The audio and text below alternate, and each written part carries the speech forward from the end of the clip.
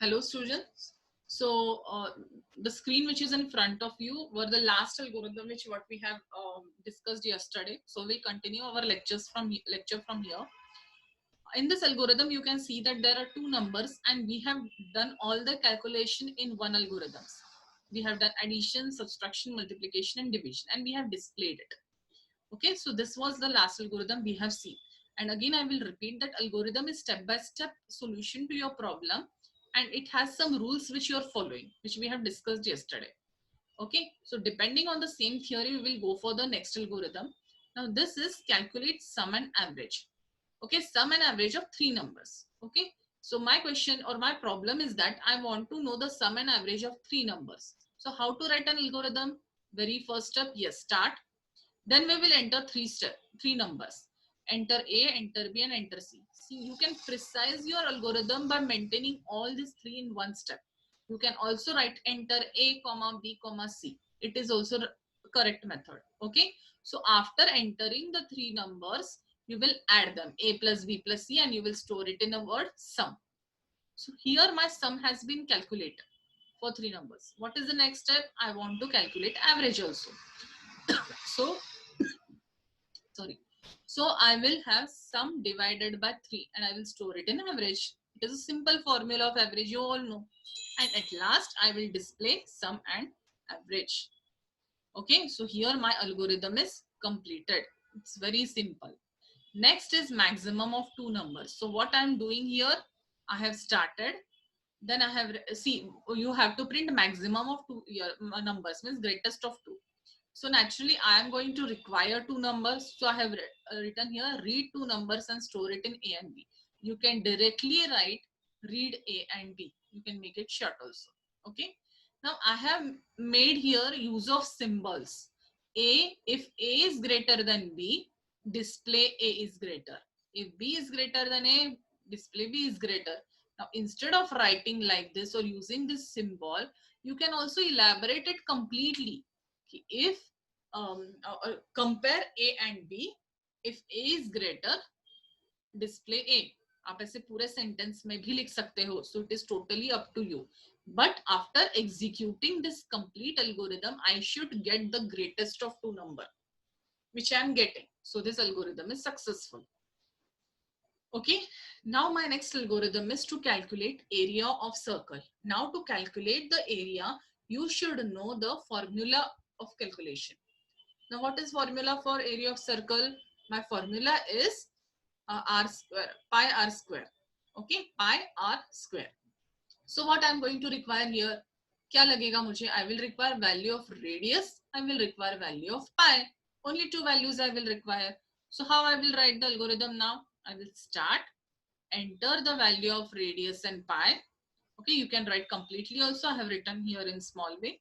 Then calculate the area by using this formula and print the area. Done. Like this, you can print area or you can write algorithm for printing area of anything. Square, rectangle, cone, anything. You can print volume also. Okay. So if you know the formula, you can easily write algorithm. You just have to take input as the parameters which you have used in algorithm in that formula. Okay. Now this is a bit tougher one. Now we are moving to the tougher one. Huh? So what is the program now? That you have to write algorithm to check whether a number is odd or even. Okay, now this is the toughest algorithm. If you understood this, maybe you will understand the next one. Okay, so you have to check whether a given number is odd or even. Now before that, you should know what is odd and even. So tell me, what is odd and what is even? Suppose a number, now what logic I have applied here, suppose a number is divided by 2, it is fully divisible by 2, it is even number, otherwise it is odd. Okay, for example, I am taking a number 8. So 8 is completely divisible by 2, so it is even number. 14, it is completely divisible by 2, it is even number. 7, it is not divisible by 2, so it is odd. So once this concept is clear, then depending on this theory, we will write an algorithm. Now see, my question is to check whether given number is odd or even. So how many numbers I will require here? Only one, because I just have to check that number. So you don't have to write enter A and B here. You just have to enter one number, that is A. एक ही number लगेगा A that we have entered. Okay. After that, divide that A by 2. उस A को मैं I'm dividing it by 2. For example, if my number is 14, I will divide it by 2. And after dividing, what I am checking? Remainder is 0 or not. मुझे remainder 0 मिल रहा है या नहीं. So what I will do? Divide A by 2. Save the remainder in R. I am saving the remainder in R. अगर R 0 है, it will display A is even. If it is not equal to 0, not equal to का sign है, we don't have any other symbol for not equal to in our computer. So if R is, your remainder is not equal to 0, naturally it is odd number. Now this was algorithm written by me. If you find it difficult, you please design your own algorithm.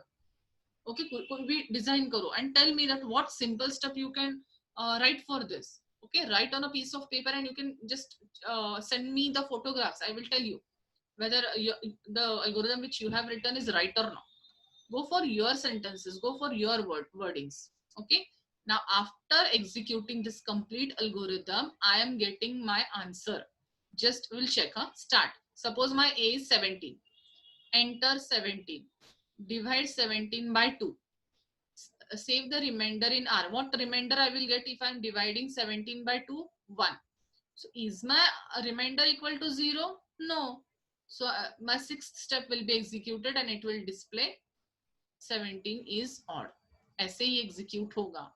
Some of you may find it difficult, but don't worry, we are going to have many revision sessions on this till you understand it clearly. जब तक आपको ठीक से नहीं समझेगा, we will have continuous revision section lectures. Okay. So I hope this odd even concept is clear to you. If it is not clear, please feel free to call me now. Okay. Now after this, the next thing comes is flowchart. Okay. Flowchart is also very interesting. Now, once you are very clear with algorithm, your next step towards the software is making of flowchart. So what is flowchart? Flowchart is a pictorial representation of step-by-step method of solving problem. Okay, now step-by-step method of solving problem. This definition we have written for algorithm. So flowchart में अलग क्या है? Pictorial representation. In short, I can say that flowchart is a pictorial representation of algorithm. Whatever algorithm if you have written, if you are presenting in a form of picture, it is flowchart. But this picture or presenting it in pictorial form have a proper structured way. It has to be done in particular way that we are going to see. Now this process of drawing flowchart is called as flowcharting. The way you draw flowchart is called as flowcharting. Okay, and there are some advantages of flowchart. What is advantages? Let's see. Communication. Easy for programmer to explain the logic. See, instead of reading a paragraph, if you are watching something in a pictorial format, naturally you understand it in better way. So similarly, if you look at the flow chart, the programmer understands the logic very properly. So that is one first advantage. Second, effective analysis. Problem is understood and analyzed in detail. If you have any kind of problem, logical problem, it is very properly understood in pictorial form. Pictorial form में कहीं गलत हो गया, we can understand it in better way. So effective analysis. Efficient coding provides clear idea to write a program in any language. It is easy to convert a flowchart in any programming language code. Your flowchart is so precise and point to point that you can very easily convert it into any programming language. Okay, for example, I have written it in written a program for odd and even. Okay, if I have drawn a flowchart for to check whether a number is odd and even, my complete program will be so perfectly drawn in flowchart that I can easily convert it into Java program. And how to do that, that we are going to see afterwards. Okay, in coming lectures. But it is very easy to write a flowchart. Fourth point is proper debugging. What do you mean by debugging? This word you have heard it for first time, I think. Okay, debugging means to locate and remove the errors. Errors means mistakes. If you are doing any kind of printing mistake, logical bhi hota hai, but if you are doing any kind of printing mistakes or any kind of mistake you're making, incomplete program, it is very well identified in flowchart. Okay, it is very identified. अगर आप flowchart में देखोगे, mistakes are very properly identified. Last is efficient program maintenance. After successful development of a program, it needs continuous timely maintenance during course of its operation. Flowchart makes program or system maintenance easier. Okay. See, if you are making a software, so ऐसा कभी नहीं होता that organization is accepting it at once. Okay, it will change you. It will tell you to change many things. कि ये ऐसे नहीं वैसे चाहिए, वैसे नहीं वैसे चाहिए. You have to change that many times. Okay, so while working like this, flowchart is going to help you. Okay, so you can understand, you can write flowchart in very proper way. कहीं भी कोई change है, if you're doing any kind of change, you can identify it in a flowchart very properly. Okay, and in future also, if you want to replace something, if you want to add something, flowchart is going to help you. So algorithm, flowchart, and then program. Okay, and at last software. This is a sequence which you are following. So these all are advantages of flowchart, that it is very precisely, easily drawn. We understand the problems, we understand the errors, mistakes, clear idea we are getting it. It is very easy to convert it to any kind of program, and we can keep on following the maintenance method to the software if we have a proper flowchart with us. Okay, then this comes disadvantage. Disadvantage is what? The first one, complex logic. If a logic of program is complicated, flowchart becomes more complicated. बहुत सारी चीजें अगर relate हो रही है, if your software is too much big and complicated, there are too many of modules and बहुत सारी चीजें यहाँ से वहाँ transfer हो रही है. If such situation is there, your flowchart may become complicated. Okay, so that is one thing. Second, alteration and modification. If number of alteration and modification increases, flowchart has to be redesigned. कितने changes करोगे? After one level you are stuck and you think कि इतने changes करने से अच्छा, it's better to draw flowchart again. So if there are too many alterations and modification, it is better to have different flowchart. So that is wasting your time also. So that is one disadvantage. And drawing a flowchart is time consuming. It is actually time consuming. Why it is time consuming, you will understand when you will draw the flowchart. Okay, when you will draw the flowchart, you will understand. Each and every step is written in different formats and you have to draw that format, which is time consuming actually. Okay, now these are the symbols I was talking about. You have to draw the symbol, that's why it is time consuming. Can you see all the symbols? Sorry. Okay, so these symbols we are going to study. Now before learning this symbol, keep any one algorithm in your mind. कोई भी एक algorithm अपने दिमाग में लाओ. For example, addition of two numbers. I have kept addition of two numbers algorithm in my mind. So what was the first and last step? Start and stop. So while drawing a flowchart, start and stop is written in such oval shaped box. This is a start end box and it is oval representation box. Okay, ऐसे ही draw करके इसमें we are going to write start and stop. These are flow lines. These arrows are called as flow lines and they are connecting these boxes. Okay, flow lines are connecting boxes, not the flow charts. Huh? Flow lines are connecting different boxes. Next, input output boxes. So this is a parallelogram. You can see that it is a bit tilted. Okay, it is not a perfect rectangle, it is tilted, and you can write the input output things in it. Input output things means what? Enter A, enter B, or display the answer, display sum, display average. These all things we are writing in this input output box. Then this is a perfect rectangle. This is a process. Process means where you write a formula, C equal to A plus B. Okay, or average equal to sum divided by 3. As a particular perfect formula when you are writing, okay, you are writing it in rectangle.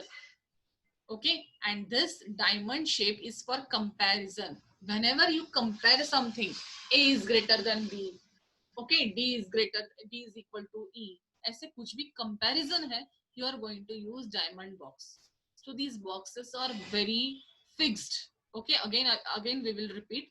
This oval shape is for start and end. These arrows are flow links to connect the boxes. This tilted rectangle box, that is a parallelogram, it represents input and output. This rectangle is a square, and this is a decision. Here we write a formula. This rectangle is, sorry, this rectangle where we write a process, means the formula. Okay, C equal to A plus B and all. And this is a place where we compare something, this diamond shape box. So all these are the symbols. We also have more two symbols, okay, to remember. That is on page connector and off page connector. Very soon I will tell you what is this. Suppose your flowchart is bigger. Suppose your flowchart is bigger and it is extending from one page to another page. Okay, it is extending from one page to another page. In that, at that time, you will use this off page connector. एक page से दूसरे page पर अगर आपका flow chart जा रहा है, this will act as a connector. And if your flowchart is continuing on the same page, एक ही पेज पे अलग section में जा रहा है, if your sections are getting changed, you will use this on page connector, that is circle. How these both are working, that I'm going to tell you, don't worry. अभी के लिए just remember the definitions, that this is on page connector, connecting flowcharts within the same page. This is off page connector, connecting flowcharts on different pages. So basically flowchart is just a pictorial representation of algorithm which you have to remember. I'm ending with my lecture here. We'll continue remaining things in further sessions. Okay. I hope everything is clear. If you have any doubts, please feel